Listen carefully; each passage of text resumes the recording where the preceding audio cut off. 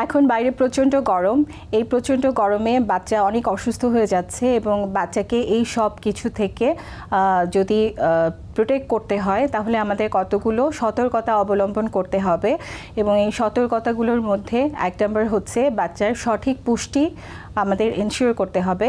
এর জন্য 6 মাসের নিচের বাচ্চাদেরকে বারে বারে বুকের দুধ খাওয়াতে হবে এবং 6 মাসের উপরের বাচ্চাদেরকে পরিপূর্ণ পুষ্টিকর খাবারের পাশাপাশি বারে বারে পরিশুদ্ধ বিশুদ্ধ পানি, ফলের জুস এবং ডাবের পানি এবং ক্ষেত্র বিশেষে স্যালাইন খাওয়াতে হবে।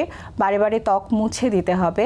বাচ্চাকে এমন জায়গায় রাখতে হবে যেই জায়গার তাপমাত্রাটা বাচ্চার জন্য সহনীয় এবং বাচ্চাকে অবশ্যই ঘরের মধ্যে বেশি রাখার চেষ্টা করতে হবে। যদি কখনো বাইরে যেতেও হয় বাচ্চাকে বেশি বেশি করে পানি খাওয়াতে হবে এবং সেই সাথে বাচ্চার ঘাম হলে বারে বারে টাওয়েল দিয়ে মুছে দিতে হবে। 1, 2, 3 ঢাকায় জমি জিতে নিন 100% ক্যাশব্যাক সহ 20 কোটি টাকার পুরস্কার। আর বাচ্চাকে সংক্রামক ব্যাধি আছে এমন কোনো লোকের সংস্পর্শে যতটুকু পারা যায় নেওয়া যাবে না এবং কোনো ভিড়ের মধ্যে নেওয়া যাবে না। বাচ্চাকে এই সকল প্রতিরোধের সাথে সাথে বাচ্চার দিকে খেয়াল রাখতে হবে।